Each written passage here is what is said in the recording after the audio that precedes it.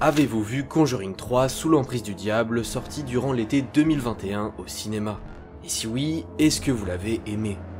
Personnellement, je l'ai vu à sa sortie et je ne l'ai malheureusement pas du tout apprécié. Je ne l'ai pas apprécié pour la simple et unique raison qu'il ne m'a pas procuré une quelconque émotion autre qu'un sentiment de profonde déception durant mon visionnage.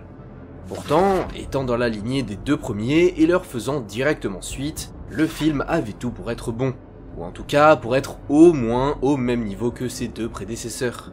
Mais malheureusement, ce n'est pas du tout le cas, et je vais vous dire pourquoi.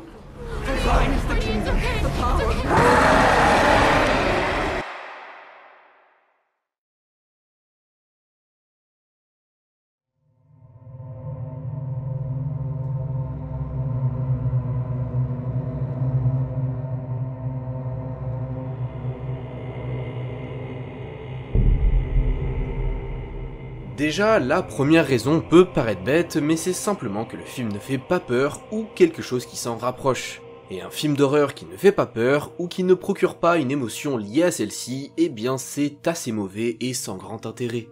Après, j'en conviens que la peur est une émotion propre à chaque personne. En regardant le même film, on aura chacun plus ou moins peur, tout dépend de notre niveau de sensibilité à cette émotion. Et aussi que tous les films d'horreur, entre guillemets, ne font pas peur. Prenez par exemple Bodies sorti il n'y a pas si longtemps. En vrai, il ne fait pas peur malgré qu'il soit classé film d'horreur. Mais c'est parce que ce n'est pas son but. Étant un whodunit, son but est de nous plonger dans l'ambiance et l'atmosphère de la maison, pour que l'on se questionne sur qui a bien pu tuer qui. Mais surtout qu'on ressente de l'angoisse par rapport à qui va être la prochaine victime. En l'occurrence, la Conjuring 3 est un film d'horreur lié à l'occulte. Ce qui fait qu'il est censé faire ressentir une émotion comme la peur au spectateur. Et pour ma part, je n'ai pas ressenti une seule seconde de cette fameuse émotion, pourtant si importante dans un tel film. Le film ne fait pas peur car la tension qui était présente dans les deux premiers n'est tout simplement pas là. Ou peut-être qu'elle est, mais pas du tout assez exploitée, ce qui fait qu'elle ne se fait pas ressentir. Et du coup, pour pallier au fait que la dimension horrifique ne se fait pas sentir car elle n'est pas assez exploitée, donc pas vraiment présente, tout ce qu'on a pour nous faire éprouver de la peur ou de l'angoisse, ce sont des jumpscares, et pas exceptionnels en plus de ça. Bouh.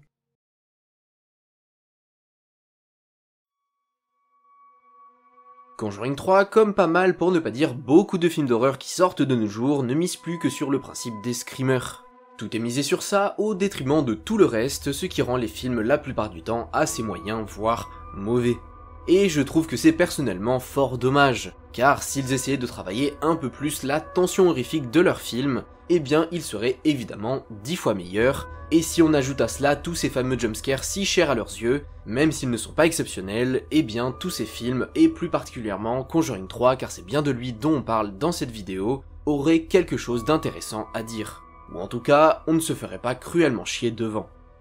Prenez par exemple The Deep House sorti à peu près au même moment que le film qui nous intéresse.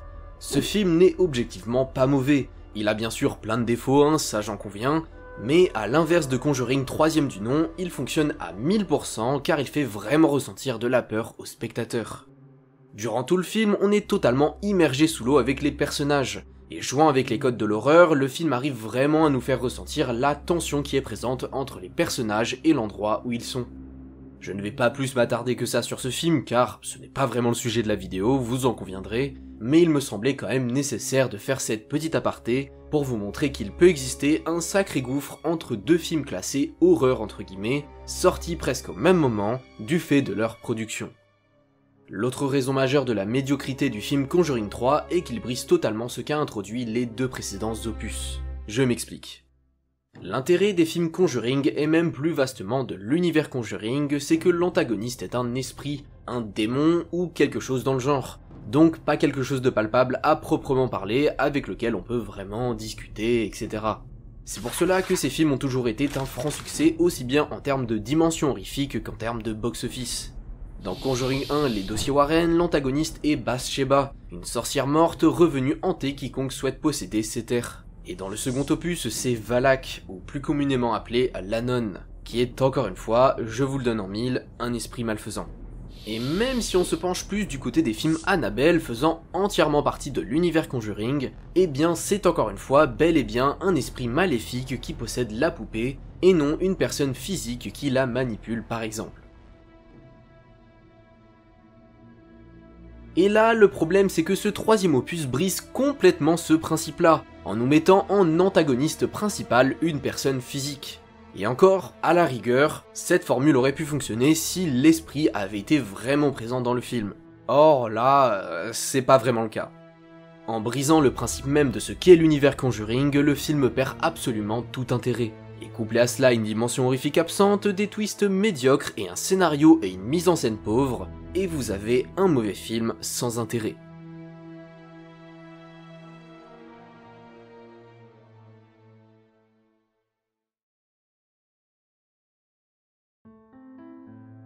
L'intérêt de cette vidéo n'était pas de bâcher gratuitement le film sous prétexte que je ne l'ai pas aimé, mais de plutôt vous montrer un des problèmes que possède le cinéma d'horreur de nos jours. Et Conjuring 3, sous l'emprise du diable, nous démontre pour moi bien ce problème.